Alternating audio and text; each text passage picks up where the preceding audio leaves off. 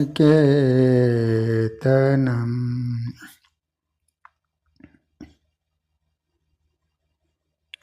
व्रतदानतप क्रियाफलम् सदानन्दगुरुं भजे सदा।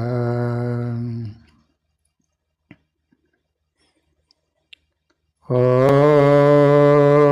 अवतारिणि नारायणाय नमो नमः। श्री हरिकृष्णाय घनश्यामाय नीलकण्ठाय सरयूदासाय नमो नमः। बोलो स्वामीनारायण भगवाननी जय। श्री हरिकृष्ण महाराजनी जय। श्री नरनारायण देवनी जय। श्री लक्ष्मीनारायण देवनी जय।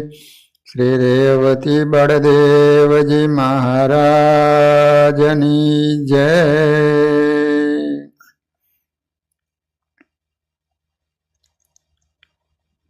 श्रीमद् भागवत जी में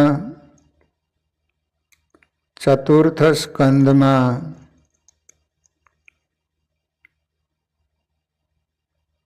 प्रयाग में ज्यारे सभा भराईने बैठेली छे ये समये सभा में दक्ष आव्या छे। सारी सभा ऊभी थई छे पण ब्रह्माजी अने शंकर भगवान ऊभा न थया। एने कारणे दक्षने अपमान लाग्युं छे। मानी होवाने कारणे शंकर भगवान ऊपर एने क्रोध चढ़्यो छे।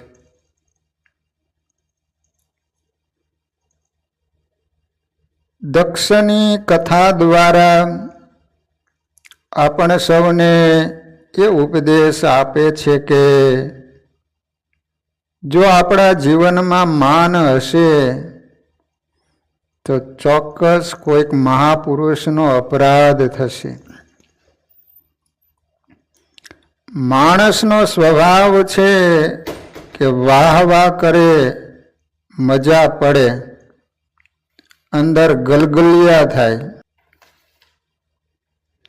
माणसने मान मळतुं होय तो कदाच एने खावानुं न मळे तोय पण चाल्युं जतुं होय।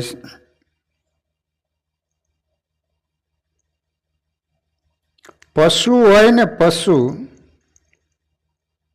एने तमारे राजी करवुं होय ने तो खाण आपवुं पड़े। तमे पशु ने गाय के भैंस दोवा न देता होय पण जो एने खाण खावा माटे आपो ने तो तरत ज राजी थाय अने दोवा तमने दे।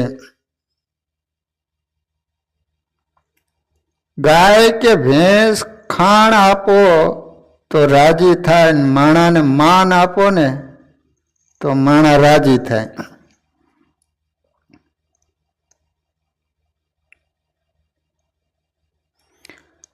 माणस ने मान वालू लागे छे एटलू नहीं, पशु ने पण मान वालू लागे छे।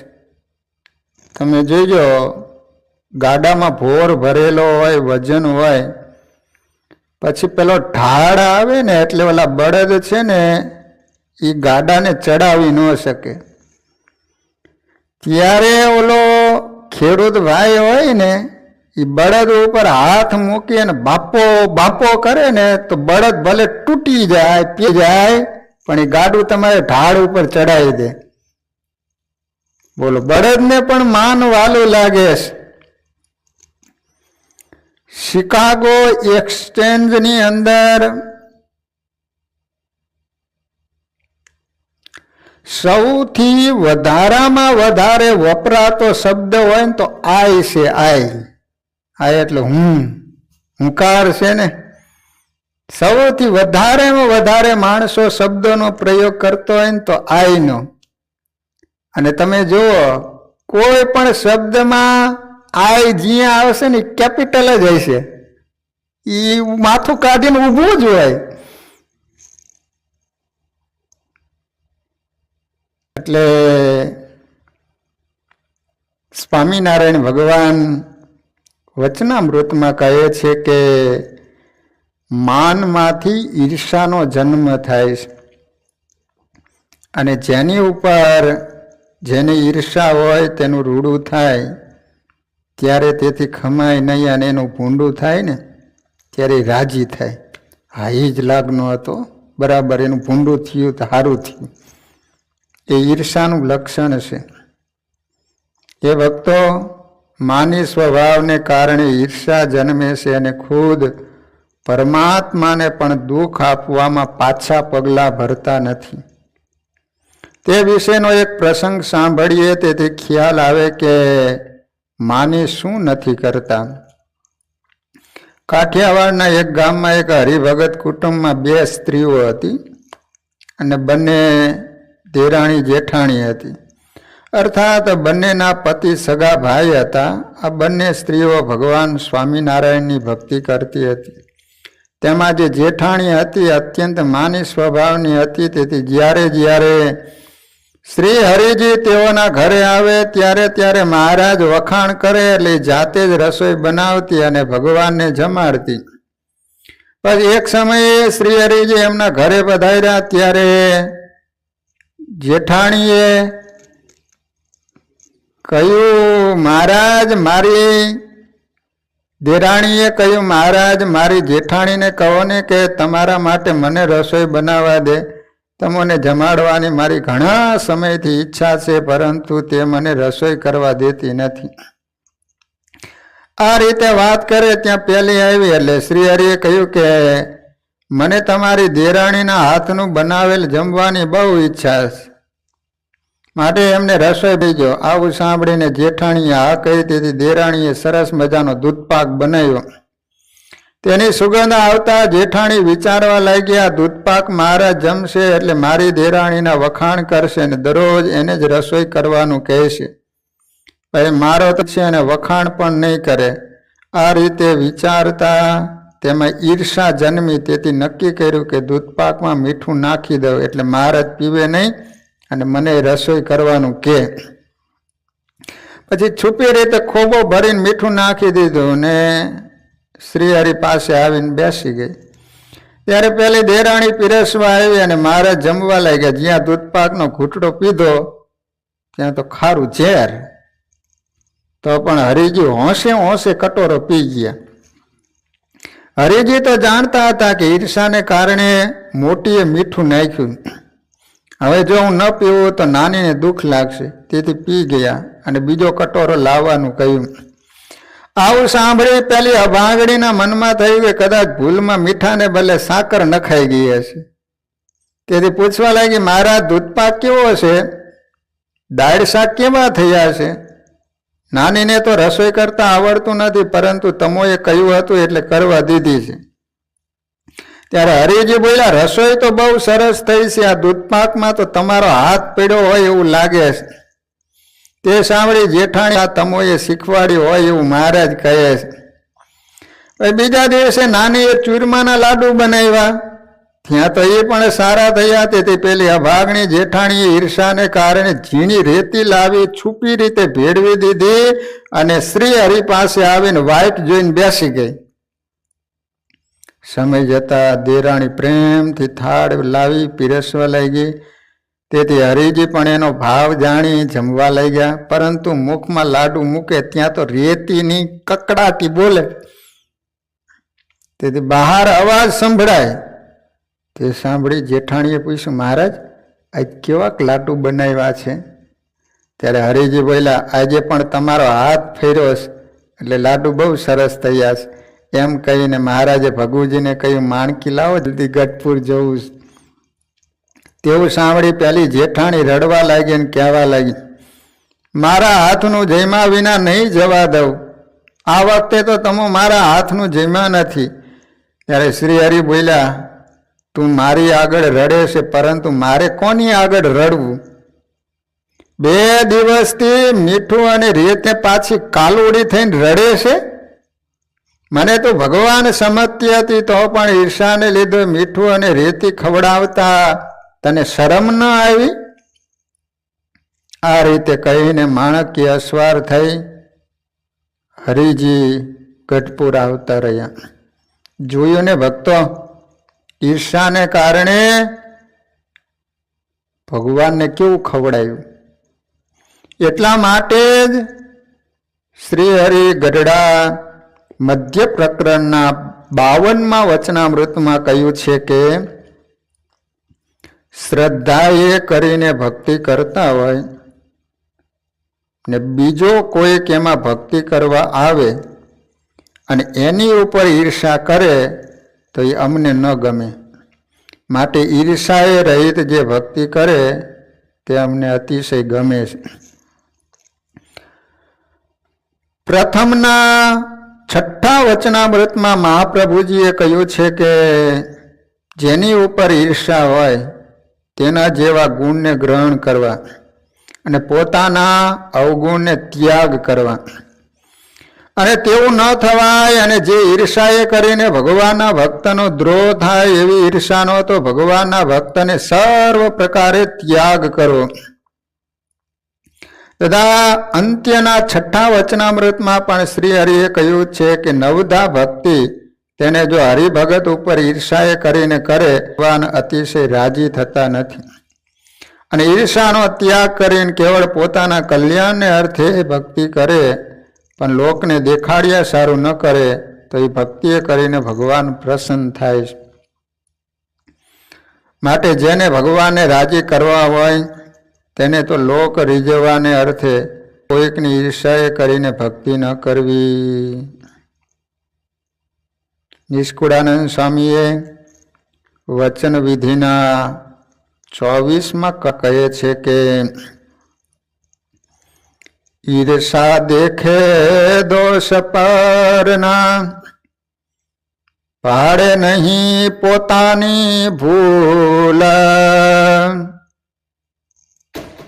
અમાપને જાય માપવા, વળી કરે અમૂલનું મૂલ.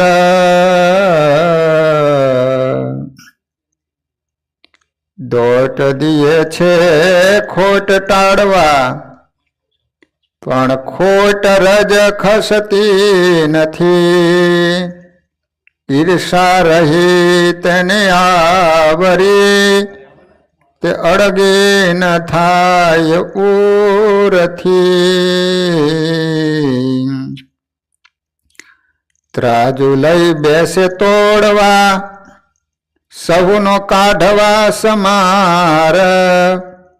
બીજા થકી વળી બમણો, પાડે પોતામાં ભાર. એવી અભાગણી ઈર્ષા જેને ગુરુ સંતની ગણતી નહીં. વિનાશ એવો નહીં વિમુખ સંગથી, જેઓ ઈર્ષા કરે છે રહી. જેવી વચન દ્રોહીની ખોટ વર્ણવી, તેવી જ માન માહી રહી. આ માહી ઓછી નથી, છે પરિપૂર્ણ માનો સહી. હરિજનને હાણ હંમેશે ઈર્ષા કરે છે ઉરની. નિષ્કુળાનંદ કહે નિત્ય પ્રત્યે ખોટ ઘણી.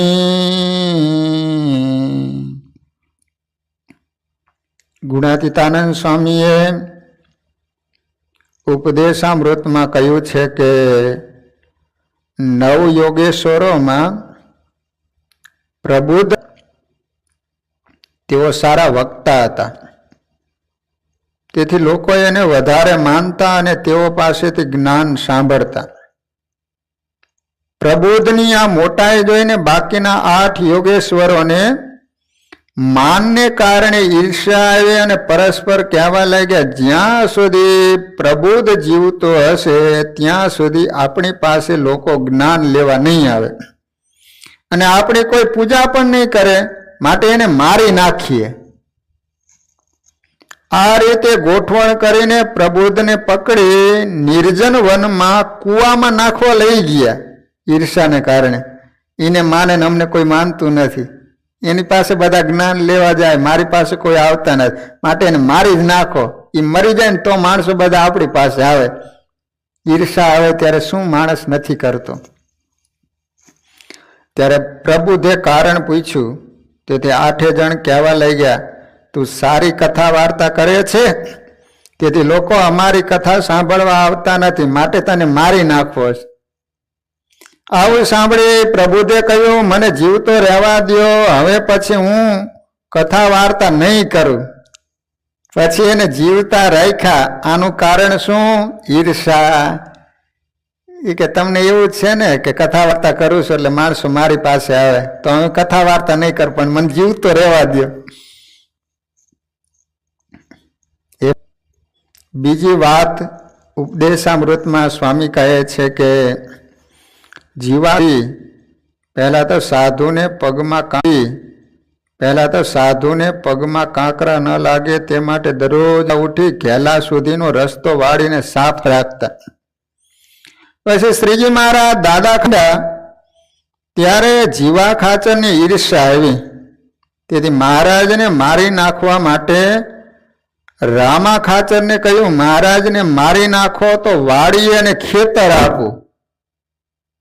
જેનું ભજન એ ભગવાનને એક રામા ખાચર નામનો માણસ હતો, એને કીધું કે તું મારી નાખ ને સ્વામિનારાયણને તો તને વાડી અને ખેતર આપું. તેથી રામા ખાચર તૈયાર થયો અને પૂછ્યું કેવી રીતે મારવા જવું?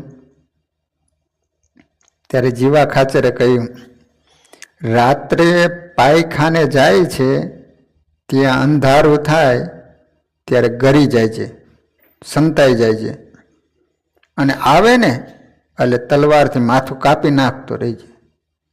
પછી તે જઈને સંતાઈ ગયો. પછી રાત્રિએ શ્રીહરિએ કહ્યું, ભગુજી અમારે દિશાએ જવું છે, માટે દીવો કરીને પાયખાનામાં ઉતરો. આવું સાંભળી ભગુજીને થયું કે ક્યારે નહીં, અને આજ કેમ અંદર ઉતરવાનું કહ્યું? એમ વિચાર કરતા કરતા દીવો લઈને પાયખાનામાં ઉતર્યા. ત્યાં તો ઉઘાડી તલવાર લઈને રામા ખાચરને બેઠેલો જોયો. તુરત એને પકડી એક જ લાફો મૂક્યો ને ભગુજીએ પડી ગયો હેઠો. ભગવાનની પાસે લાવ્યા ત્યારે હરિએ કહ્યું, એનો વાંક નથી, એને તો કોઈ કે કહ્યું છે, માટે મારો નહીં. તે સાંભળી રામા ખાચરે કહી દીધું, હા મહારાજ, મને તો જીવા ખાચરે તમને મારવા મોકલો હતો. જોયું ને ભક્તો, ભગવાનને જીવા ખાચર મારી નાખવા માટે તૈયાર થયા. કારણ શું? ઈર્ષા. દાદા ખાચરના વખાણ કરે, સભામાં વારંવાર દાદાનું નામ લે, મારું નામ, કે દાદા ખાચર કરતા સ્વામિનારાયણ ભગવાનને સંતોને વધારે હું સાચવું છું. એ ગોળના લાડુની રસોઈ આપે તો હું સાકરના લાડુની રસોઈ આપું છું, તો એ ભૂલે મારું નામ નથી લેતા. જ્યારે જોવે તો દાદો દાદો ને દાદો. સ્વામિનારાયણ મારી નાખો કે. હે ભક્તો, અમુક જ્ઞાતિઓમાં ઈર્ષા બહુ હોય.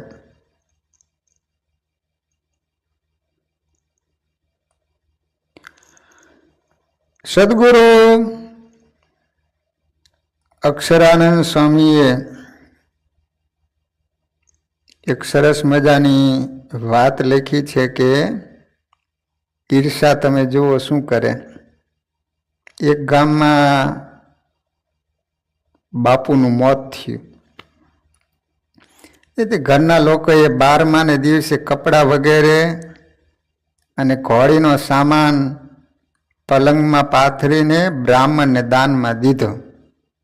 સર્વે સામાન જોઈને બ્રાહ્મણે વિચાર કર્યો કે ગમે એમ કરીને ઘોડી લેવી છે. એક દિવસ ગરાસિયાના દીકરા પાસે જઈ બ્રાહ્મણે કહ્યું, આજ તો સ્વપ્નમાં મને બાપુ દેખાણા અને કહ્યું, મારી પાસે દાન કરેલું બધું જ મને મળી ગયું છે, પરંતુ ઘોડી વિના મને ફરવામાં તકલીફ પડે છે. માટે તું જઈ મારા દીકરાને કહેજે કે સામાન સહિત ઘોડી મોકલે. આવું સાંભળી પહેલાના પુત્રે શણગારીને ઘોડીનું દાન એ જ બ્રાહ્મણને દીધું. તે સર્વે જોઈને એની બાજુમાં રહેતા બીજા બ્રાહ્મણને ઈર્ષ્યા આવી. તેથી વિચાર કર્યો, ઓલાને છેતરીને આને ઘોડી લીધી છે, તેથી આને કંઈક કરું. એમ વિચાર કરી સવારે પહેલા બાપુના દીકરા પાસે જઈને કહ્યું, રાત્રિએ મને બાપુ દેખાડ્યા અને કહ્યું કે ઘોડી મળી ગઈ, પરંતુ પેટમાં બહુ દુખે છે, તેથી આપણા યજમાન ગોરને ગરમા ગરમ ડામ દો તો મારા પેટમાં દુખતું મટી જાય. આ રીતે બાપુ કહી ગયા છે, માટે વહેલાસર દામ દેવાની તૈયારી કરજો. આ રીતે સમજાવીને બ્રાહ્મણ જતો રહ્યો. પછી સવારે યજમાને બ્રાહ્મણને બોલાવી સર્વે વાત કરી અને ગરમ ગરમ દામ દીધા. ઘોડી લઈ ગયો હતો ને, બાજુમાં બીજો બ્રાહ્મણ હશે, ઈર્ષાને કારણે એને ગરમ ગરમ દામ દેવરાવ્યા. લો એ વખતો આપણે અનેક પ્રશ્નો કે માન નામનો શત્રુ ભયંકર છે. સંસારનો ત્યાગ કરીને આવેલા ત્યાગીઓમાં તો તે પોતાનો પ્રિય મિત્ર બનીને રહે છે. તથા માનમાંથી ઈર્ષા, દેહ અભિમાન અને દંભ વગેરે ઉત્પન્ન થાય છે. તે પણ આપણે સાંભળ્યું. તો એવા ભયાનક શત્રુને જીતવાના ઉપાયો શ્રી હરિએ તથા ગોપાળાનંદ સ્વામી કહે છે, એ સાંભળીએ. તેઓના મુખારવિંદની જ અમૃત વાણી. હવે આ દોષોને જીતવા હોય તો શું કરવું પડે? એના ઉપાયો ગોપાળાનંદ સ્વામી અને સ્વામિનારાયણ ભગવાને બતાવેલા છે. શું બતાવ્યા? ગઢડા પ્રથમ પ્રકરણના 56ના વચનામૃતમાં ભગવાન કહે છે કે ભગવાનના ભક્તનું મહાત્મય જાણીને પોતે દેહ કરીને એમને નમસ્કાર કરે તથા એના સેવા ચાકરી કરે, અને જો હૈયામાં માનનો સંકલ્પ થાય તો એને ઓળખે અને વિચારનું બળ રાખે તો માન ટળી જાય. લો, ભગવાનના ભક્તનું મહાત્મય સમજવાથી, દેહ કરીને એની સેવા ચાકરી કરવાથી,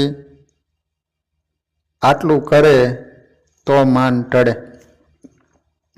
લોહિયાના 16મા વચનામૃતમાં ભગવાન કહે છે કે ભગવાનનું સમજતો હોય એને માન ન આવે. તે સારું જેને માન ટાળવું હોય અને સંતનું મહાત્મય સમજવું. ગઢડા પ્રથમ પ્રકરણના 12મા, 27મા અને 28મા વચનાવ્રતમાં કહ્યું છે કે ભગવાનનું મહાત્મય સમજે તો માન ટળે.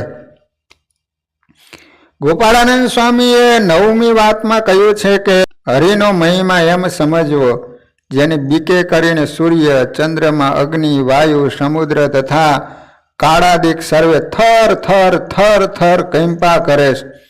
એવા શ્રી હરિના સંત છે. એવો મહિમા અંતઃકરણમાં સદાય વર્ત્યા કરે તો માન ન આવે. તથા જળ ભરત, નારદ, સુખ આદિકના માર્ગમાં રહ્યા છીએ એમ સમજે તો પણ માન ન આવે. 187ની વાતમાં સ્વામીએ કહ્યું છે કે માન ટાળવાનો તો એ ઉપાય છે કે સર્વે વસ્તુને વિશે દોષ બુદ્ધિ રાખીને સર્વે ક્રિયાને કાખના મુવાડા જેવી જાણે, તથા જેમ ઠાલા કૂવામાંથી પાણી સિંચે તેમાંથી કોઈ કાળે પાણી મળે નહીં, એ વાર્તાને યથાર્થ સમજે તો માન ટળી જાય. 270મી વાતમાં ગોપાળાનંદ સ્વામી કહ્યું કે વૈરાટ પુરુષની તથા પ્રધાન પુરુષની તથા મૂળ પુરુષની સામર્થ્યને જુએ ને તપાસ કરે છે. એમના જેવી સામર્થ્ય મારામાં કેટલી છે, જેથી હું માન રાખું છું, એમ વિચાર કરે તો માન ટળી જાય. અને વળી શ્રી હરિના જે મોટા મોટા સંત સતાનંદ મુનિ તથા સ્વરૂપાનંદ સ્વામી તથા મુક્તાનંદ સ્વામી તથા પર્વતભાઈ એમના જેવી સામર્થ્ય મારામાં કેટલી છે એમ વિચારે ને તોય પણ માન ટળી જાય. બીજા પ્રકરણની 17મી વાતમાં ગોપાળાનંદ સ્વામી કહ્યું કે જ્યારે દેહ, ઇન્દ્રિયો, અંતઃકરણ, દેવતા અને પંચ વિષય એ સર્વેનો વારંવાર નિષેધ કરે અને નિર્ણય રૂપે વર્તે ત્યારે માન ટળે. તો એ ભક્તો શ્રી હરિ અને ગોપાળાનંદ સ્વામીએ બતાવેલ માન ટાળવાના ઉપાયોને આચરણમાં લાવી માનને ટાળી અને ભગવાનને રાજી કરી લેવા. હવે દંભને ટાળવું હોય તો શું કરવું પડે? માનમાંથી દંભ પ્રગટે છે તો એને ટાળવાના ઉપાયો ગોપાળાનંદ સ્વામી તેઓની વાતોમાં બતાવે છે તે સાંભળીએ. ત્રીજા પ્રકરણની 3જી વાતમાં સ્વામી કહે છે કે દંભને એમ ઓળખીને ટાળવો છે: ધર્મ, જ્ઞાન, વૈરાગ્ય અને ભક્તિ તથા ત્યાગ, ધ્યાન અને મહાત્મ્ય કહેવું. એ આદિક જે કરે તે લોકને દેખાડ્યાને અર્થે ઉપરથી રાખે, પણ કોઈ ન દેખે ત્યારે નજરમાં આવે એવું જ્યારે જણાય ત્યારે એમ જાણવું જે મારામાં દંભ છે. પછી એને એમ ટાળવો છે હું જે સાધન કરું છે ઉપરથી દંભે કરીને લોકને દેખાડ્યાને અર્થે કરું છું તે મારામાં અતિ મોટો દોષ છે એમ જાણીને પછી એમ વિચાર કરવો છે આ લોકની જે મોટપ એ કેટલા દિવસ રહેશે? એ તો નહીં જ રહે.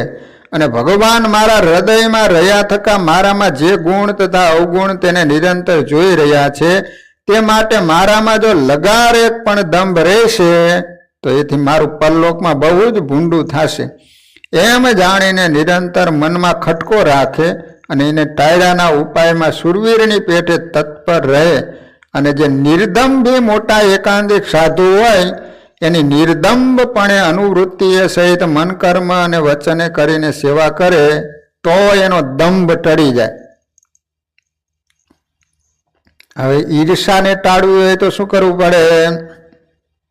માનમાંથી ઈર્ષા જન્મે છે તો એ ઈર્ષાને ટાળવાના ઉપાયો ગોપાળાનંદ સ્વામી 3જા પ્રકરણની વાતમાં કહે છે કે ઈર્ષાને એમ ટાળવી છે જેના ઉપર એનામાં જે ગુણ હોય એને વિચારવા. એ રીતે એનામાં ધર્મ, જ્ઞાન, વૈરાગ્ય અને ભક્તિ દેશકાળે ન ડગે એવા છે તથા સત્સંગને વિશે આત્મબુદ્ધિ દ્રઢ છે તથા દેશકાળે કરીને સત્સંગમાંથી એનો પગ મોડો પડે એવો નથી ઇત્યાદિ જે એનામાં મોટા મોટા ગુણ પર્વતપ્રાય છે.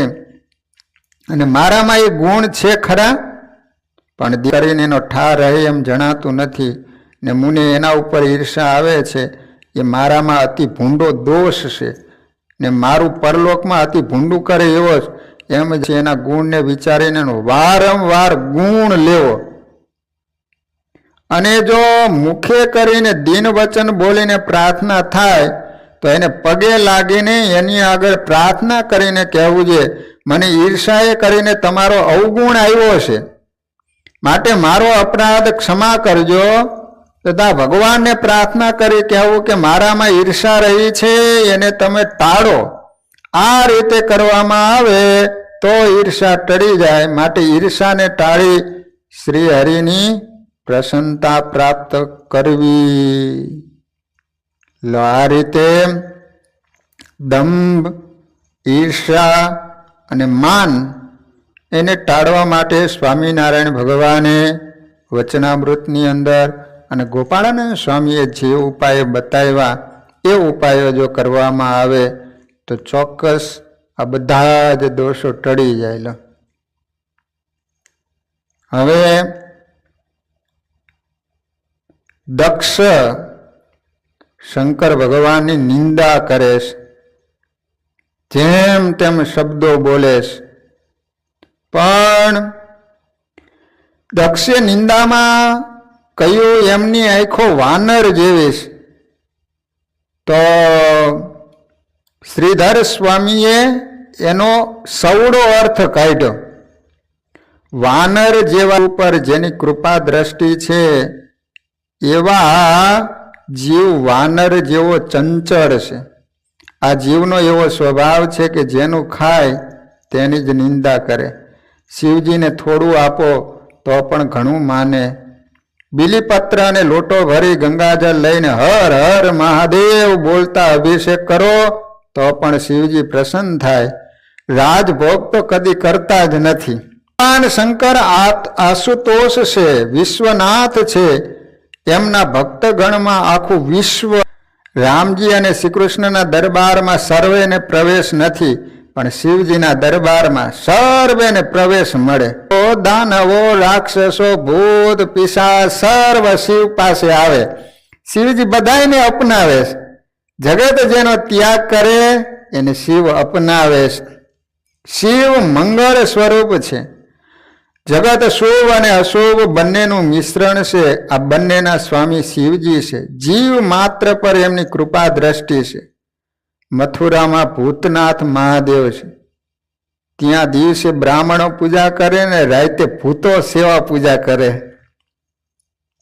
શિવજીનો દરબાર બધા માટે ખુલ્લો ના હોત તો બિચારા ભૂત પિશાચ ક્યાં જાત.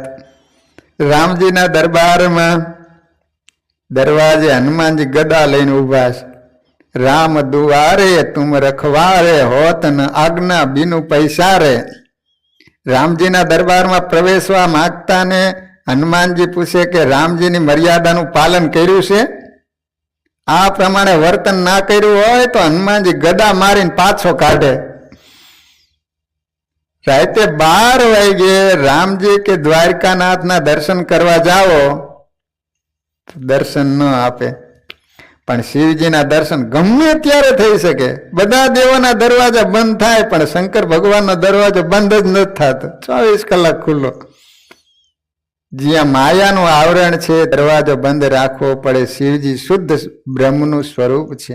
શિવજીને કોઈ દિવસ શયન કરતા નથી. છે કે તને વખત મળે ત્યારે આવ, હું ધ્યાન કરતો બેઠો. ભગવાન ઉદાર છે.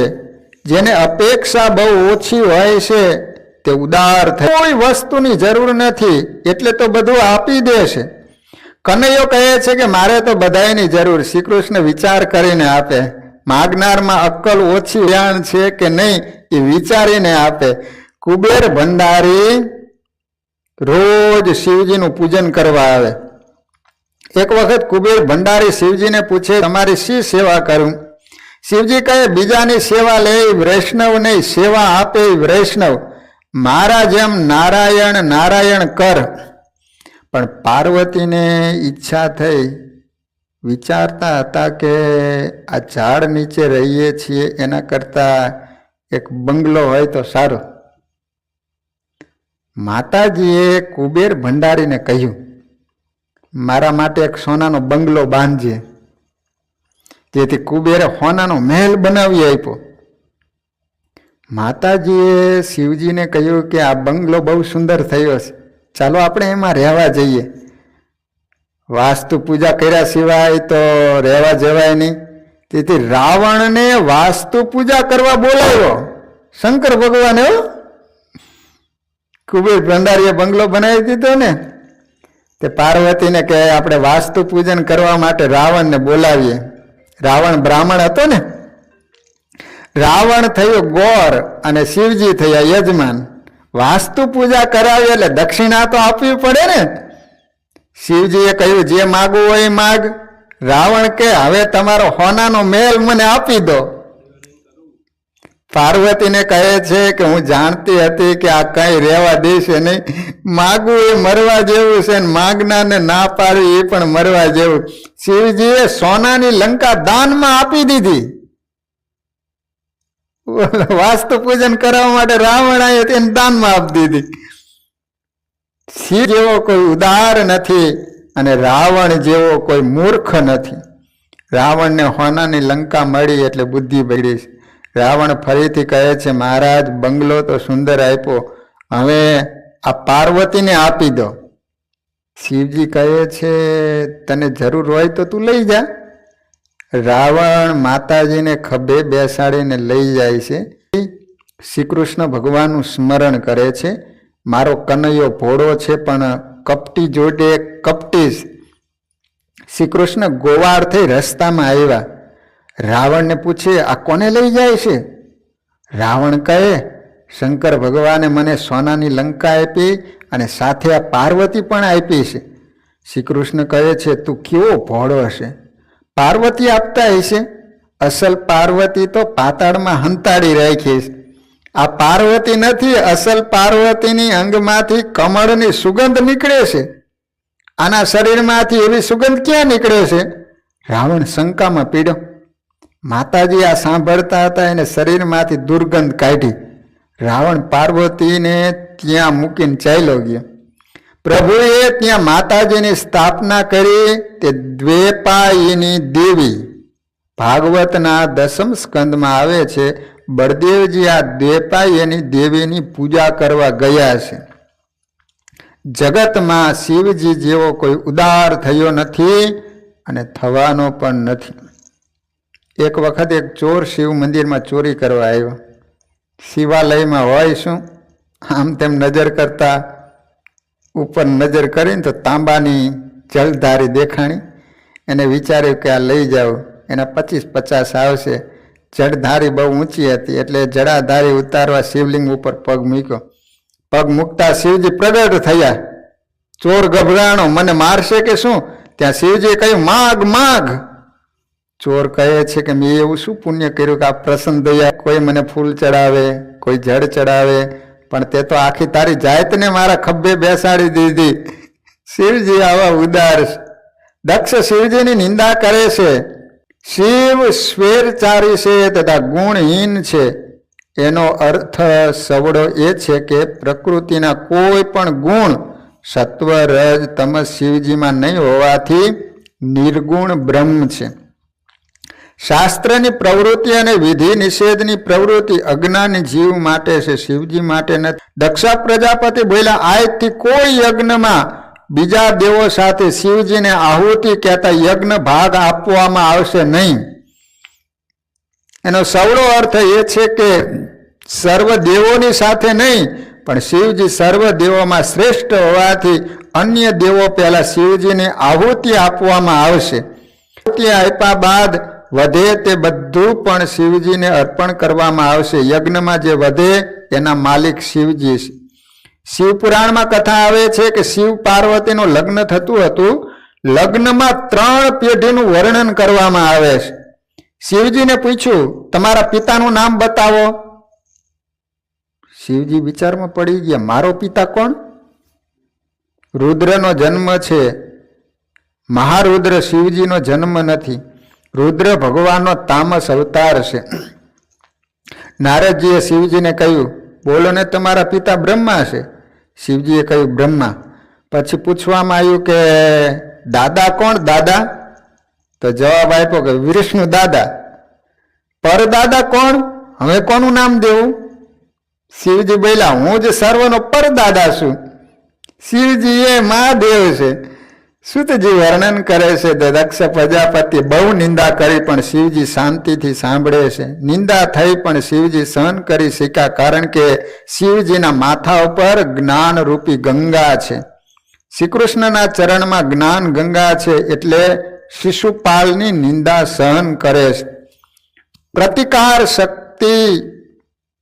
પ્રતિકાર કરવાની શક્તિ હોય છતાં સહન કરે ધન્ય છે, એ જ મહાપુરુષ છે. કલહ વધારે એ વૈષ્ણવ નહીં. એક પણ શબ્દ બોલ્યા નહીં. પણ સભામાં નંદિકેશ્વર બિરાજેલા હતા, એનાથી આ સહન થયું નહીં. અને 3 શાપ આપ્યા કે જે મુખેથી તે નિંદા કરી છે તે માથું તૂટી પડશે, તને બકરાનું માથું પટાડવામાં આવશે, તને કોઈ દિવસ બ્રહ્મ વિદ્યા પ્રાપ્ત થશે નહીં. શિવ કૃપાથી બ્રહ્મ વિદ્યા મળે છે, શિવ કૃપાથી કૃષ્ણ ભક્તિ મળે છે, શિવ કૃપાથી મુક્તિ મળે છે. શિવજીને લાગ્યું કે નંદિકેશ્વર બીજા દેવોને શ્રાપ આપે એ પહેલા ત્યાંથી નીકળી જઈ કૈલાસ આવ્યા. ઘેર આવ્યા પછી યજ્ઞના અણબનાવની કથા સતીને ન કહી, બધું પચાવી ગયા. બોલો, ત્યાં અપમાન થયું હોય તો એની પત્ની કેટલું સંભળાવે આવીને, અને એને ખબર પડે એટલે એને કેટલું દુઃખ લાગે. શંકર ભગવાન કેટલા સમજ્યું. અહીંયા જે કાંઈ ઘટાવતીને કાંઈ ન કીધું કે તારા બાપાએ મને આવું સંભળાયું, આવું કીધું તું એમ. વિચાર કરો, કોઈ સાધારણ મનુષ્ય હોય અને સસરાએ ગાળો આપી હોય તો ઘેર આવી સસરાની છોકરીની ખબર લઈ નાખશે, તારા બાપે આમ કહ્યું, તારા બાપે એમ કહ્યું. ભૂતકાળનો વિચાર કરે એને ભૂત વળગ્યું છે એમ માનજો. દક્ષે વિચાર્યું, કોઈ દેવ યજ્ઞ કરતા નથી તો હું મારે ઘેર યજ્ઞ કરીશ. શિવજી સિવાય બધા દેવોને આમંત્રણ આપીશ. હું નારાયણની પૂજા કરું છું, તેમાં બધું આવી ગયું. તે પછી કનખલ ક્ષેત્રમાં હરદ્વારમાં યજ્ઞનો પ્રારંભ કર્યો. દક્ષ પ્રજાપતિએ દુરાગ્રહ રાખ્યો, કુભાવ રાખ્યો, તેથી એના વંશમાં કોઈ રડનાર પણ રહ્યો નહીં. વાલા ભક્તજનો, હવે દક્ષ જે ભક્તજનો હરિદ્વાર ગયા હશે એને ખ્યાલ હશે. આજે આપણું સ્વામિનારાયણ ભગવાનનું ત્યાં કનખલ ક્ષેત્રમાં મંદિર છે. એની બાજુમાં જ જ્યાં દક્ષે યજ્ઞ કરેલો હતો એ ક્ષેત્ર આજે પણ મોજૂદ છે. બધાય દેવોને આમંત્રણ આપ્યા દક્ષે, પણ જાણી જોઈ શંકર અને પાર્વતીને આમંત્રણ ન આપ્યું. અને બધાય દેવોને કીધું કે તમે અહીંયા યજ્ઞમાં આવો ને ત્યારે વિમાન લઈને કૈલાસ ઉપર થઈને આવવાનું. બાકીની કથા આપણે કાલે શ્રવણ કરીશું. અત્યારે પવિત્ર ભાદરવા માસમાં શ્રાદ્ધ પક્ષ ચાલી રહ્યા છે.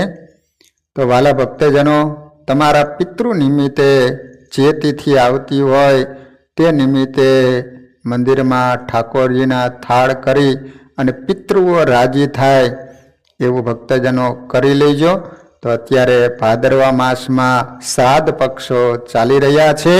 તો જેના પિતાશ્રીની તિથિ આવતી હોય તો એમને રાજી કરવા માટે, પ્રસન્નતા પ્રાપ્ત કરવા માટે મંદિરમાં ઠાકોરજીના થાળ કરાવજો, જેથી કરીને તેમને શાંતિ મળે. તો કથાનો સમય પૂરો. ભગવદ સ્મરણ સાથે કથાને વિરામ. શ્રીપતિમ શ્રીધરમ સર્વદેવેશ્વરમ ભક્તિધરમ આત્મજમ વાસુદેવો મરે માધવમ કેશવમ કામદમ કારણમ સ્વામિનારાયણમ નીલકંઠમ ભજે સહજાન સ્વામહારાજ. સ્વામિનારાયણ સ્વામિનારાયણ સ્વામિનારાયણ સ્વામિનારાયણ સ્વામિનારાયણ.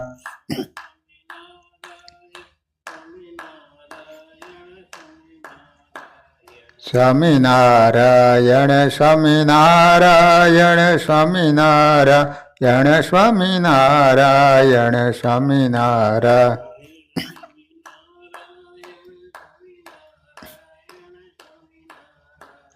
સ્વામિનારાયણ સ્વામિનારાયણ સ્વામિનારાયણ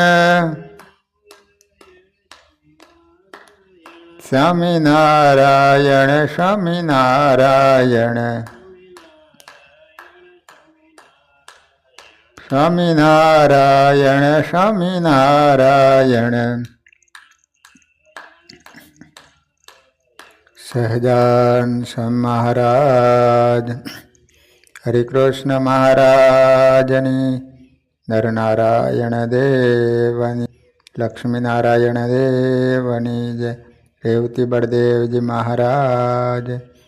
બધા જ હરિભક્તોને ઘણા ભાવથી જય સ્વામિનારાયણ.